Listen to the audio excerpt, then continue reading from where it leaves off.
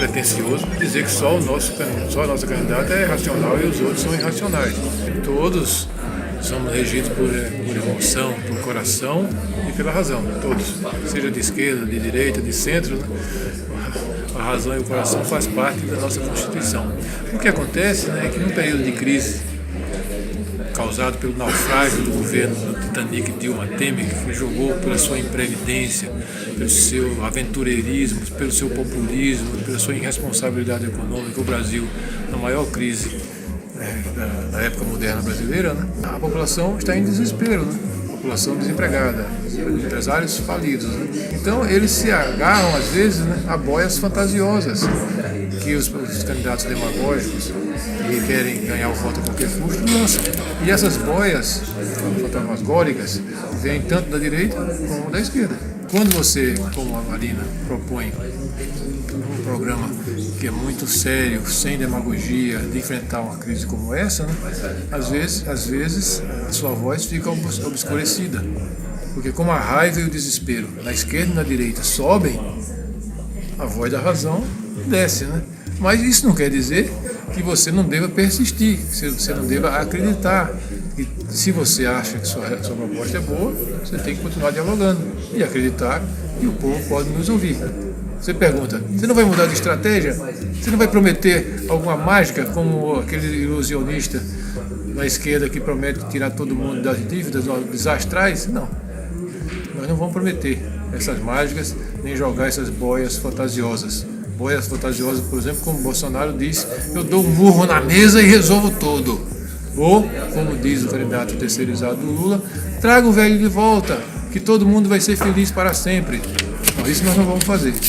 Nós vamos continuar insistindo, tentando dialogar de uma forma séria, não demagógica, mostrando que a recuperação dessa crise que o PT e o PMDB criaram é uma coisa séria e vai exigir medidas de médio e longo prazo.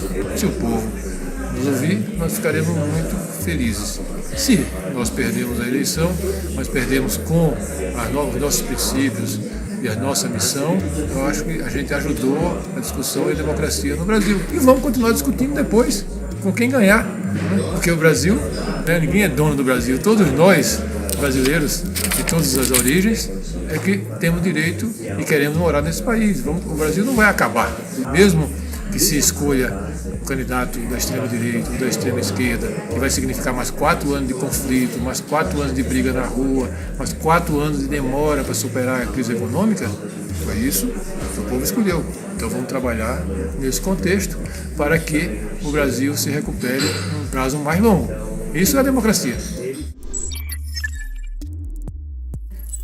Mesmo com a excitação, a raiva da direita, da raiva da esquerda, com as demagogias da extrema-direita, a demagogia da extrema-esquerda, você ainda tem cerca de 50% da população que são uma população mais sensata em relação a essas questões econômicas e sociais. Portanto, essa maioria, vamos dizer assim, mais sensata, né, ela vai se expressar. Eu tenho esperança que ela vai se expressar ainda nessa eleição, porque eu acho que vai ser uma eleição que vai ser muito decidida nos últimos 10, na última semana talvez, né, quando a população realmente se interessar mais pela decisão. E depois, mesmo que ganhe A ou Z, essas parcelas sensatas da população vão continuar influenciando na política do Brasil.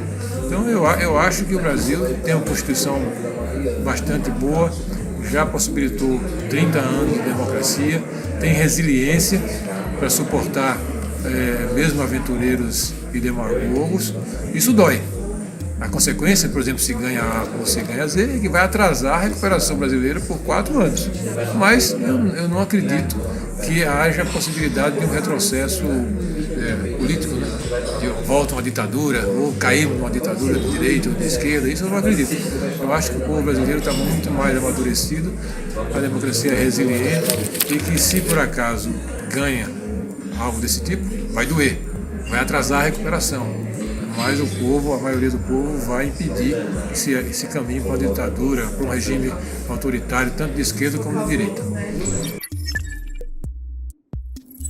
Nunca perguntaram para Dilma, nunca perguntaram para o Haddad, nunca perguntaram para o Lula, nunca perguntaram para o Alckmin, nunca perguntaram para o Ciro, nunca perguntaram para o Amoedo, nunca perguntaram para o Meirelles. A primeira coisa que perguntam para a Marina é isso. Bom, a Marina tem uma posição e eu tenho outra. Qual é que vale? Vale a posição da Marina. Qual é a posição da Marina? É a posição da maioria dos católicos e dos protestantes do Brasil, 70%. É a posição do Papa Francisco. É a posição dela. Ora, a minha posição, como eu tenho um ponto de vista mais da área da saúde, eu vivi na periferia, tive que atender mulheres de situação difícil, tanto católica como evangélica, né? E sei que tem uma influência muito grande na mortalidade materna. Eu tenho uma visão, né? Então, a maioria da população brasileira, a maioria da população católica e evangélica, Papa Francisco, etc., tem a posição da Marina. Agora, a Marina tem uma sensatez muito importante nesse caso, né, que ela diz, olha, como é que resolveu esse caso em Portugal? Como é que resolveu esse caso na Irlanda? Como é que resolveu esse caso na Itália? Que são países como o Brasil, de tradição, a sua formação, medularmente cristãos. Isso foi resolvido numa votação de alguns parlamentares por alguma decisão do juiz. Isso foi discutido numa discussão com o povo em geral, em Portugal, na Irlanda, na Itália. A Marina fala isso, ó, vamos discutir então com o povo, né? Mas se for para o plebiscito a gente pode perder. Bom, lá em Portugal, na Irlanda, a gente perdeu uma vez, perdeu duas vezes e ganhamos na terceira. Ou seja, depende de você convencer. A questão do aborto é uma questão de saúde, mas é também uma questão filosófica. Não é uma coisa fácil de resolver, porque tem essa dimensão. Tem uma dimensão de saúde e direitos reprodutivos da mulher, mas tem uma questão filosófica, é uma questão cultural. Então deve ser resolvido realmente com um debate com a população. O vegetarianismo, o ambientalismo e a agricultura são três irmãos que devem se adorar, não devem brigar, devem dialogar, devem ajudar. O vegetarianismo está cada vez mais viável, que é uma coisa antiquíssima, né? Pitágoras era vegetariano, mas o vegetarianismo está se expandindo e hoje é uma tendência mundial, e principalmente de jovens. Tem alguns velhos como eu, mas isso é mais de coisa de jovem, né? É uma forma de viver que está se expandindo no mundo inteiro de forma extraordinária, inclusive no Brasil. Já tem algumas estatísticas que mostram que 15% da população se considera vegetariana. A produção agrícola do mundo ampliou muito a sua capacidade de produzir proteínas vegetais, com capacidade de substituir com segurança completamente a produção de proteína animal. Veja, né, como o vegetarianismo, como a agricultura e como o ambientalismo estão indo numa direção virtuosa, né? Mas é porque nós estamos numa fase de transição. Nós somos vegetarianos, mas não somos ditadores vegetarianos, né? A gente não quer impor vegetarianismo para ninguém, para você. Eu digo, se você for vegetariano, você vai ter melhor saúde para você, não vai maltratar animais sem necessidade e ainda vai ajudar o meio ambiente. Agora, você quer fazer isso? Olhe para mim. Então, o vegetarianismo é feito de exemplo, é feito de exposição de dados científicos, do ponto de vista da agricultura, da saúde, do meio ambiente. É um convencimento, não é um dogma, não é uma ditadura vegetariana, é um exemplo. É uma coisa muito gandhiana, muito tolstoiana, né?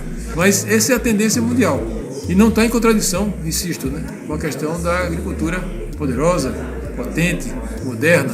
Hoje a agricultura garante alimentos em quantidade, mas não em qualidade. Mas já foi uma coisa muito importante. Antigamente não tinha em quantidade, agora tem em quantidade.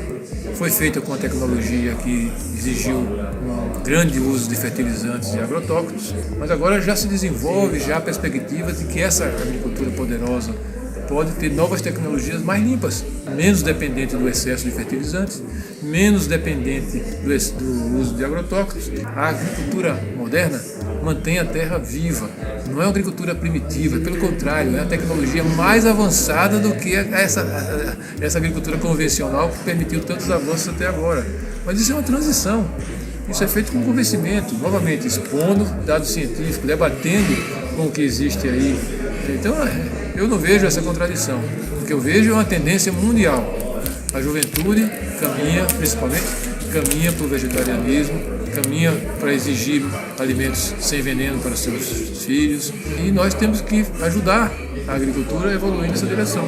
Existe na agricultura convencional já muitas mentes abertas à discussão, existe muita gente já reconhecendo que pode continuar produzindo, mas produzindo sem o imediatismo de lucrar imediatamente, mas comprometer o meio ambiente para as futuras gerações. Por quê? Porque eles têm netos. Eles sabem que se não forem prudentes, os netos deles vão viver num mundo mais árido, com mudanças climáticas vindo a galope como um grande desafio para a humanidade. Então eles sabem disso. Não pode o grande proprietário rural sabe que a mudança climática existe, sabe que os hábitos, os métodos da agricultura têm que mudar para ajudar nessa luta da humanidade para que o planeta Terra continue existindo para os nossos netos e bisnetos.